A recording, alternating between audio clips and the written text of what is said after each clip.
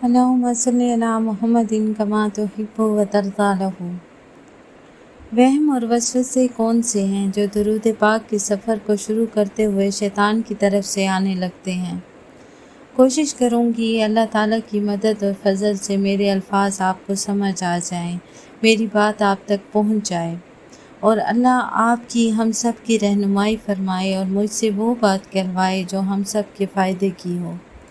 اللہ پاک ہمیں ان راہوں پر چلائے جو اللہ اور اس کے حبیب حضرت محمد مصطفیٰ صلی اللہ علیہ وآلہ وسلم کی راہیں ہیں، اور ہمارے لیے وہی راہ نجات ہے۔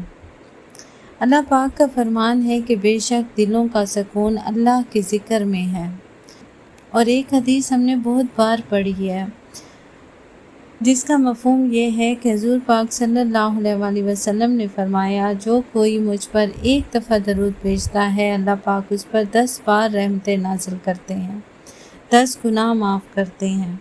اب ارشاد باری تعالیٰ اور حدیث پاک کی روشنی میں ہم دیکھیں تو اس بات کو ہم جھٹلا نہیں سکتے کہ درود پاک سے ہماری زندگیوں میں کوئی تبدیلی نہیں آتی۔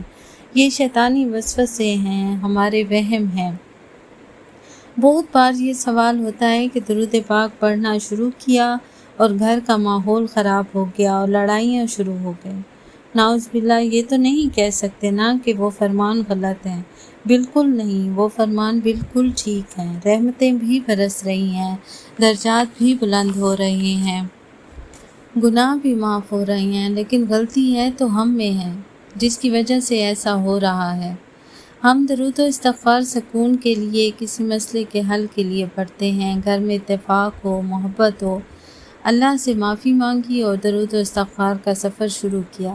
لیکن ہوتا یہ ہے کہ آپ اللہ اور نبی کریم صلی اللہ علیہ وآلہ وسلم کے فرمان کے مطابق درود و استغفار کی وجہ سے ایک حفاظتی حصار میں آ جاتے ہیں، اور شیطان کا حملہ آپ پر ہو نہیں سکتا، اور وہ یہ تو نہیں چاہتا کہ آپ اس سفر میں آئیں، اللہ کے ہو جائیں۔ وہ تو ہمارا ازلی دشمن ہے نا۔ درود شریف تو محبت ہے، اس کے پڑھنے والے سے اللہ بھی محبت کرتے ہیں، فرشتے بھی، اور زمین پر رہنے والے لوگوں کے دلوں میں بھی اللہ پاک درود پاک پڑھنے والے کی محبت ڈال دیتے ہیں، کیونکہ ہم اللہ پاک کے محبوب حضرت محمد مصطفیٰ صلی اللہ علیہ وآلہ وسلم پر درود و سلام بھیج رہے ہیں، تو شیطان کیسے گوارا کرے گا؟ بس اب آپ نے ذکر کا سفر شروع کیا تو وہ آپ کی حفاظتی حصار کو تو نہیں توڑ سکتا۔ جو درود پاک کی وجہ سے آپ کا بن گیا تو وہ گھر والوں کے ساتھ چھیڑ چھاڑ شروع کر دیتا ہے، کیونکہ ان کا حصار تو نہیں بنا ہوا نا۔ بس شیطان کا یہی سب سے بڑا وسوسہ کہ تم درود و استغفار کر رہے ہو، کام تو نہیں بن رہا۔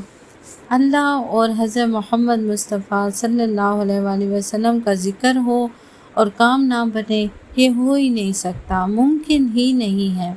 اور دوسرا، ہمارے اوپر رحمت تو برس رہی ہے، مغفرت تو ہو رہی ہے، لیکن ہم خود گناہوں میں ڈوبے ہوئے ہیں، اندر سے گندے ہیں۔ جب تک برتن گندا ہو، میلا ہو، ہم اس کو دھو کر ہی استعمال کرتے ہیں نا، تو پہلے اس ذکر سے اللہ پاک ہمارا گند میل صاف کرتے ہیں۔ اس کے بعد سکون بھی اترے گا، رحمتیں بھی ہوں گی، معجزے بھی ہوں گے انشاءاللہ۔ بس کسی وسوسے کو، کسی وہم کو دل میں جگہ نہ دیں۔ میری ریکویسٹ ہے، درود پاک پڑھنا کبھی نہ چھوڑیں۔ درود پڑھیں، بہت پڑھیں، کہ آپ کو بھی حفاظتی حصار نصیب ہو اور آپ کے پیاروں کو بھی برکتیں ملیں انشاءاللہ۔